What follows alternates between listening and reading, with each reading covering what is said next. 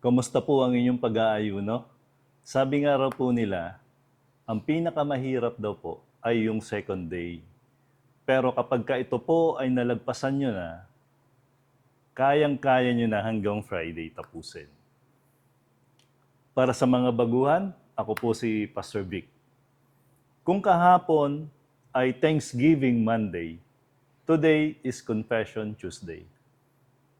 At kung hindi pa kayo nakakapagpatugtog ng worship song, meron akong dalawang kantang pwedeng isuggest. Punta lang po kayo sa YouTube at i-type ang I Gave You My Heart by Hillsong Worship and Delirious. At pangalawa, Purify My Heart. And once again, you can sing along and worship. At kung nagawa nyo na ito, pwede namang ulitin. Ready? Pause.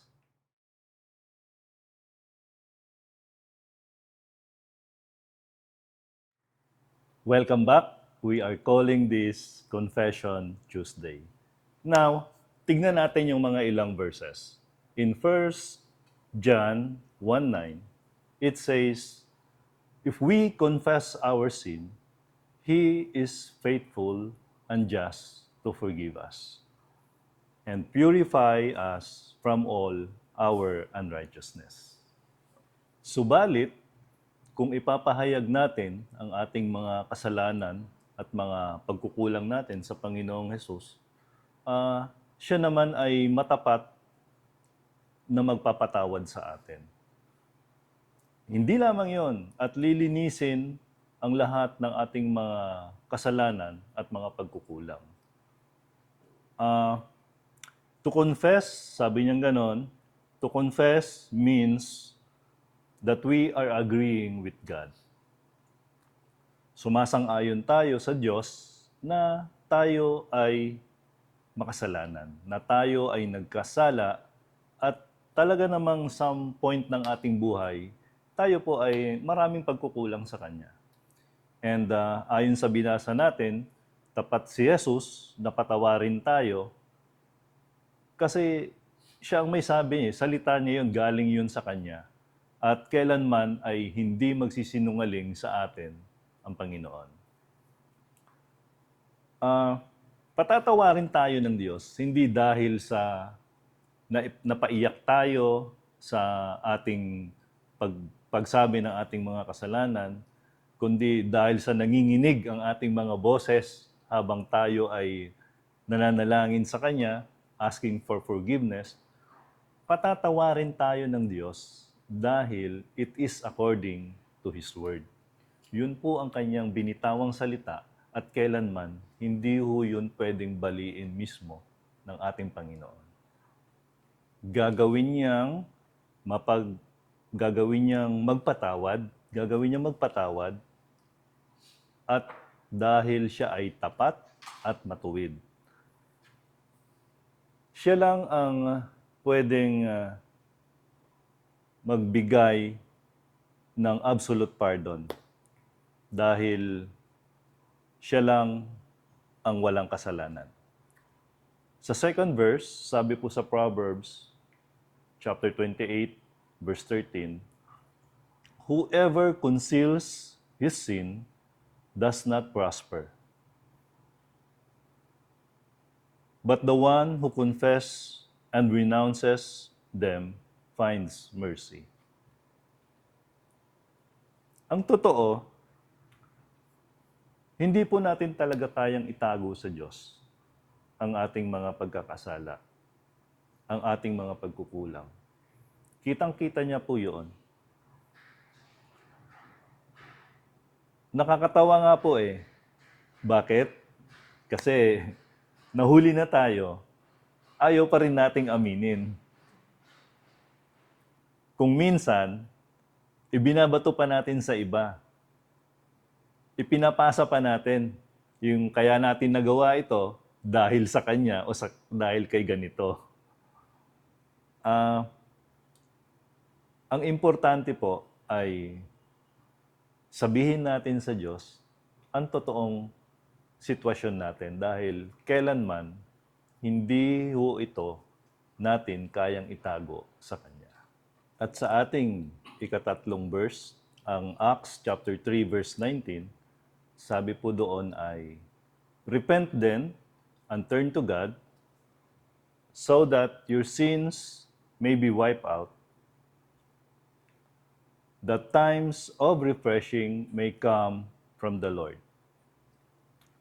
Magsisi at manumbalik tayo sa Diyos. Kailangan natin gawin ito para sa dalawang bagay. Una, burado ang ating mga kasalanan. Absolutely, buburahin ng Diyos yan. At pangalawa, may time of refreshing. Yun po yung maganda doon. Can you imagine na ikaw ay naglalakbay sa gitna ng mainit at malayong disyerto? Siyempre, disyerto yun. May tendency talagang makaramdam ka ng sobrang pagkauhaw. Tapos, meron ka pang daladalang bagahe. Imaginein mo, tapos biglang may magbibigay sa'yo ng ice water, tapos kukunin yung bagahe mo, may magbubuhat na para sa'yo. Wow! Di ba? Di ba? What a relief! Baka naman kaya masyado tayong naaaburido sa buhay, nagiging irritable tayo. It's because marami pa rin tayong mga kasalanan o mga maling nagagawa sa mata ng Diyos na hanggang ngayon, nahihirapan tayo o hindi natin maisuko sa Kanya. Kung kahapon, medyo masaya yung exercise natin, ngayon naman, medyo seryoso. Ready ka na ba? Ihanda ang notebook, ang ballpen, and most especially, ang iyong puso. At kapag sinabi kong pause, i-pause ang video at gawin ang assignment. Ang iyong isusulat ay lahat ng inyong mga nagawang kasalanan at mga pagkukulang sa Diyos. Take down it, sulat niyo sa notebook, sa papel, isa-isa. Pagkatapos ng paglista, pray through every item. Humingi ng kapatawaran sa Panginoon. Mayroon tayong kailangang hingan ng kapatawaran yung mga taong nasaktan natin. At syempre, tayo rin minsan o kadalasan ay nasasaktan din.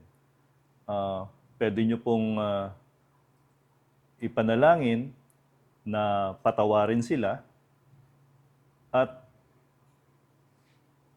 matuto rin po tayong humingi sa Panginoon ng tulong kung papaano rin po tayo magpapatawad. Pwede nyo pong, you can pray something like this. Panginoon, hinihingi ko po ang kapatawaran dahil ako po ay nagkamali at nagkasala at nasaktan ko po si ganito.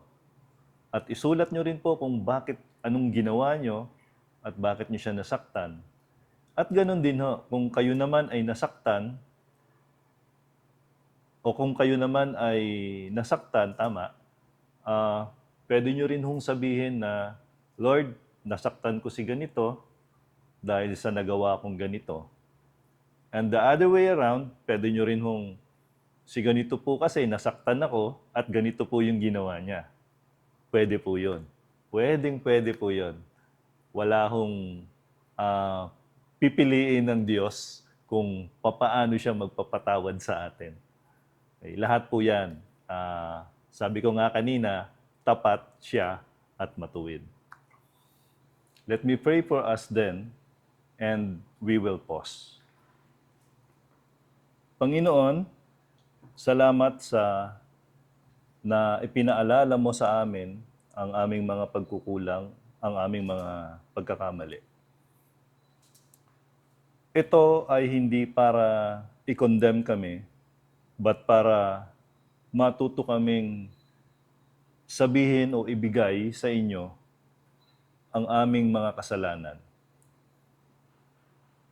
Alam namin na ikaw ay tapat na Diyos at patuloy mo kaming patatawarin. Salamat sa banal na Espiritu na siyang naging gabay namin sa araw na ito. Salamat sa pagkaloob mo ng iyong bugtong na anak na si Jesus para akuin, pasanin ang lahat ng aming mga kasalanan. Salamat, Panginoon. Wala na po kaming ibang mahihiling pa. Patawad in all of our sins. Ito po ang aming panalangin sa pangalan ng Panginoong Hesus. Amen.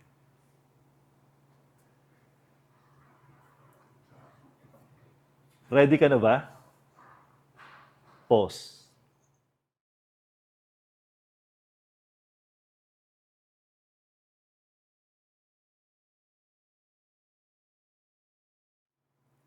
Welcome back. At kung natapos nyo yung exercise na yon, on a scale of 1 to 5,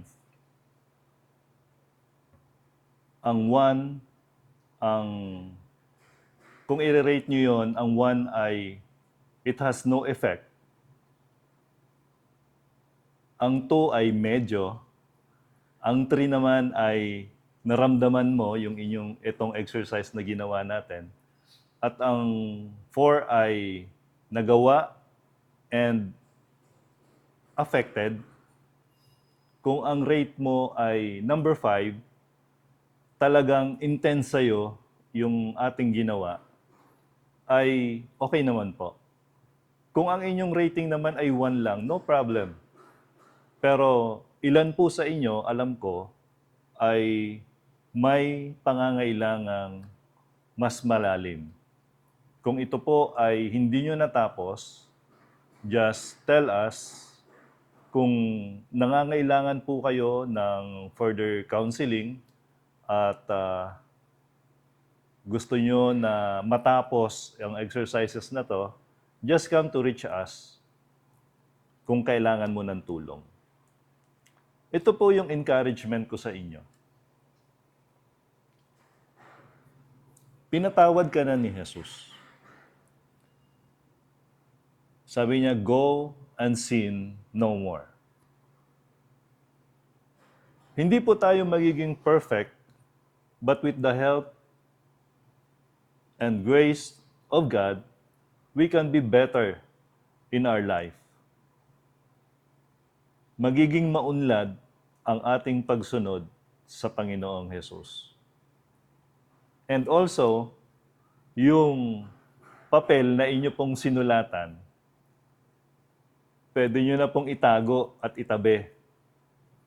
Or pwede nyo na pong punitin yan ng maliliit at itapon.